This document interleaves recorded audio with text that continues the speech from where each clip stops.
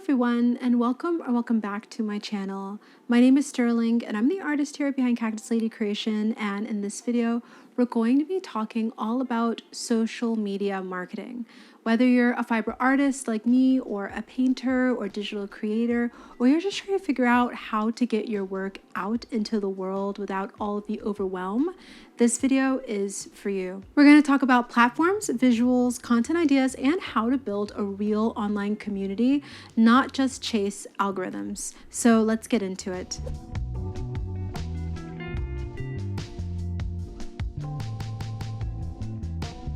So before we dive into platforms, content, and everything else, let's just zoom out for a second and answer the big question. What is social media marketing? At its core, social media marketing is just the practice of showing up online to connect with people around your creative work. It's about using platforms like Instagram, TikTok, Pinterest, and YouTube to tell your story and share your art and build real relationships with the people who are going to love what you do. Now, when many people hear the word marketing, a lot of creatives shut down. I know for me, I can feel that it's slimy, pushy, corporate, and like, I didn't sign up for this. I just want to make art. And I totally get it. But here's the thing, marketing is simply storytelling. It's storytelling, and it's saying, hey, this is who I am and what I'm about. This is what I make, and this is why it matters. Social media just simply gives you the tools to do that at scale and to share your voice with way more people than you could actually reach in person. And the great thing about this is that you can simply do this in your own way through color, mood, video, photos, captions, storytelling. It's all fair game and free, which is pretty amazing. So social media marketing at its core is just simply storytelling. It's about showing up consistently and sharing your work with the world in a way that feels like you.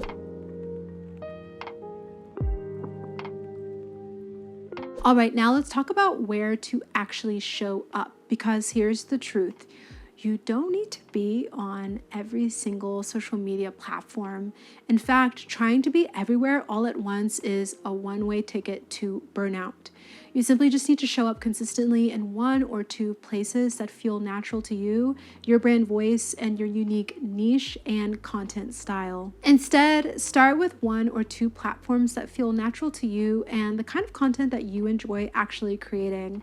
It's way better to show up consistently in one space than to stretch yourself totally thin across 5. So let's break down the pros and cons of Instagram, TikTok, Pinterest, YouTube, and Facebook. Instagram is perfect for visual artists, fiber folks, photographers, and anyone who wants to build a beautiful, cohesive feed.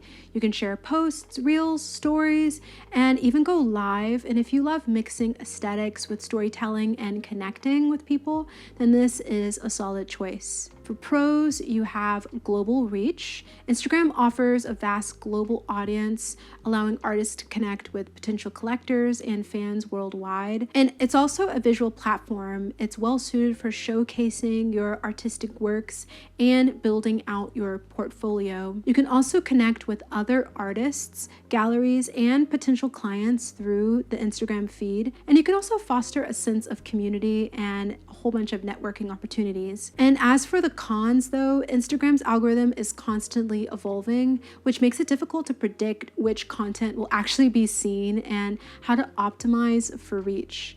Instagram also has been having a decline in organic reach, though. The platform's focus on video content and other features has led to the decline in organic reach of images and traditional art posts, which makes it harder for artists to actually be discovered. Also, many artists are concerned that Meta's use of publicly posted art for AI training may lead to their work being replicated by AI models. Now let's talk about TikTok. So TikTok is definitely the Wild West of creativity. It's short form content video with huge potential for growth, especially if you're down to experiment. As for the pros of TikTok, if your target audience is Gen Z, that is definitely great, as 63% of the users are under the age of 30. TikTok's video format allows for a lot of experimentation and a lot of great potential for virality. And also, TikTok Shop is a really powerful tool to put your products in front of your ideal customers. And the advertising options range from in feed ads and shopping ads, which makes it easier for people to purchase from you. On the cons, though, TikTok's videos often have a very short window of visibility. After that initial burst, the content can quickly fade into obscurity, which makes it really difficult to build long-term traction from a single post. Also, TikTok's algorithm is highly dynamic and can be inconsistent, which makes it difficult for creators to actually develop a reliable content strategy or understand why certain posts perform while others flop. And while TikTok can generate high views and engagement, those numbers don't always translate into website clicks and email signups, which makes it really hard as an awareness tool and a conversion engine. Now let's talk about Pinterest. Pinterest is kind of a secret weapon. It's not really social. It's more of a search engine for visual content. So it's great for driving traffic to your blog, your shop, patterns, or even your YouTube channel. It's more slow and steady, but super powerful over time. And I definitely love using it for evergreen content like my crochet tutorials and roundups. With Pinterest, you can generate traffic for months and even years to come, making it a really powerful platform for long-term visibility. Also, users often come to Pinterest when they're looking for inspiration or trying to make decisions on what to purchase. So it's a great visibility platform and makes it ideal for product-based businesses. It's also great for using to drive consistent traffic to your shop, your blog, and your email sign up page. All right, so as for the cons of Pinterest, it's not really social as you don't really go on there to engage specifically with people, which makes it a bit harder to build personal connections with your audience. It can also take a longer time to grow on Pinterest. It tends to be a bit slower and more strategic compared to more viral platforms, which requires a lot more keyword research and regular pinning. Also, there's limited real-time engagement since content is more search-based. It's harder to share timely updates or connect in the moment like you would for Instagram or TikTok. Now let's talk about YouTube. So if you love teaching and explaining your process, YouTube is definitely the best for you. It's definitely amazing for building trust with your audience, and you can create tutorials, vlogs, studio diaries, and really anything that you want to dive into. It's more of a slower growth game, but it definitely pays off long term. As for the pros of YouTube, you can definitely build deep trust with your audience through long form content.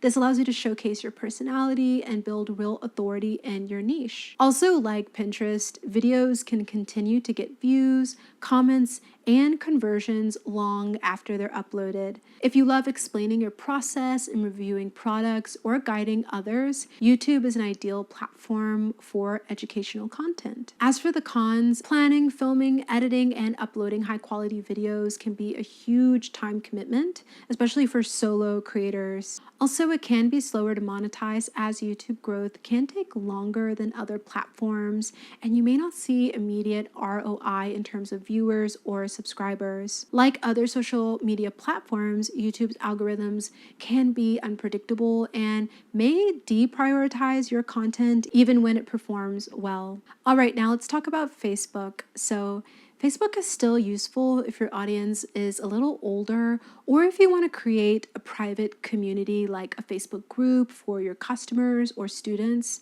It's not the cool platform, but it can be really strategic.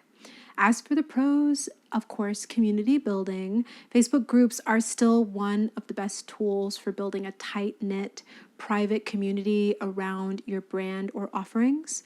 Also, if your audience does skew older, Facebook may be a great platform where they're most active and likely to engage. It's also really great for hosting virtual events, sharing updates, and promoting sales with built-in tools for RSVPs, reminders, and more. Now, as for the cons, there is a decline in organic reach. Facebook's algorithm heavily favors paid content, and many organic posts see limited reach unless boosted. Compared to Instagram or Pinterest, Facebook isn't ideal for showcasing visuals like photos, reels, and curated grids. Also, many users are spending less time on Facebook or abandoning the platform altogether, making long-term growth more difficult. So it's really important to ask yourself, what kind of content do I naturally enjoy making? Where do I actually already spend my time, and which platform feels more like my vibe? And then just start there. You can always add more later, and you can also let yourself build out one block at a time. Really soon, I will be sharing more videos on how to create content for each social media platform. So make sure that you're subscribed and click the bell if you want to be notified for all of those videos, because did you know that 89% of you all watching these videos are likely not subscribed? So make sure that you're subscribed so you don't miss out on anything.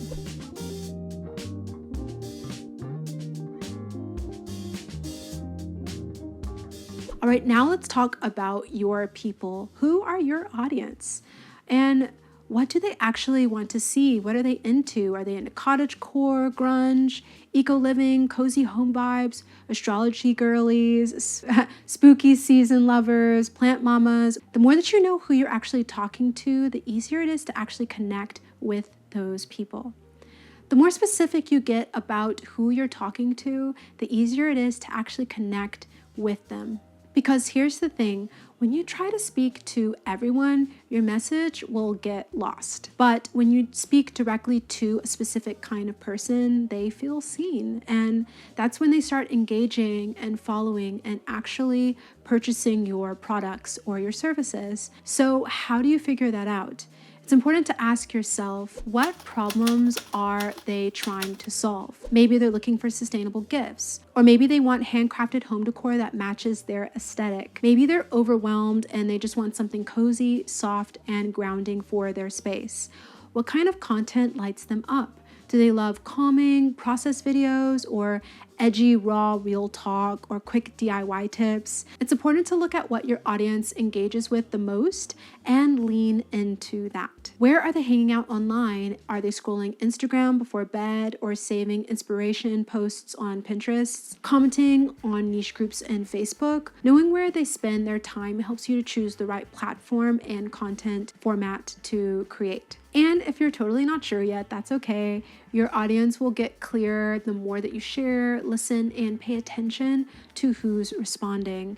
It's a two-way street. You don't have to have it all figured out, and you just have to stay curious and keep showing up consistently with your audience. All right, so now that you know who you're talking to, let's talk about what you're actually saying. Here's a simple content mix that works for most handmade or creative businesses, especially if you're just starting out or just feeling stuck overall. So you can share behind the scenes posts. People love seeing your process, your workspace, and what you're working on today, how you prep for markets, or even what your hands look like mid-project. Messy, real, and authentic content builds trust and connection. Also, final products or portfolio work does really well. This is your digital storefront. You can show off what you make, whether it's a close-up of texture or a styled product photo, or someone wearing your work. It's important to show what you offer here. You can also share tips, hacks, and short tutorials. If you've all been around here for a while, you know that I don't like gatekeeping. And also, teaching builds authority and trust. So you can show how to add a button to a bag, how to block your crochet piece, your favorite fiber tools. All of these things can bring a massive value to your audience. It's also great to share your personal story. You can share what inspires you, how you got started, and what keeps you coming back to the craft. This is so powerful because people connect with people, not just products. Even if it feels small, your journey matters. You can also remind people how they can show up for you and support you, whether it's shop the new drop, or sign up for this newsletter, or double tap if you relate. You have to invite your audience to actually take that next step and tell them how to show up. And here's a little tip. It's great to batch your content, and I definitely can't say this enough. You can set aside one day a week to film, photograph, and write a whole bunch of content in one go, because it saves time, reduces stress, and helps you stay consistent without scrambling every day and without burning out. You definitely don't need to post constantly, but you do need to show up consistently, and batching makes that so much more doable.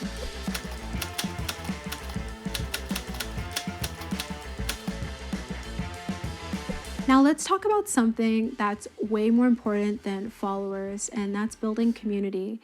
It's really easy to get caught up in the numbers, the likes, views, and algorithms, but here's the truth. Those numbers don't matter if there's no connection behind them, because your goal isn't just to grow an audience, it's to nurture a community of people who vibe with you, your work, believe in your mission, and who want to support what you're building. This means replying to comments, sending that thank you DM, sharing customer photos, asking questions in your captions, and letting your audience see you, not the curated final product. It's those little moments of connection that builds loyalty, trust, and return customers and clients. So if you want to grow your handmade business, the best thing you can do is show up as a human. You don't need to be perfect, but you do need to be present.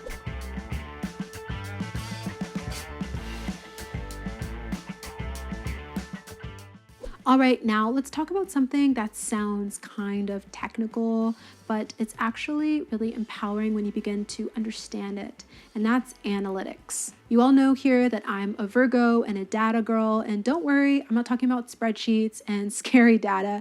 I'm just talking about simply paying attention to what's working and what's not, because most platforms will actually give you free tools to see how your content is performing.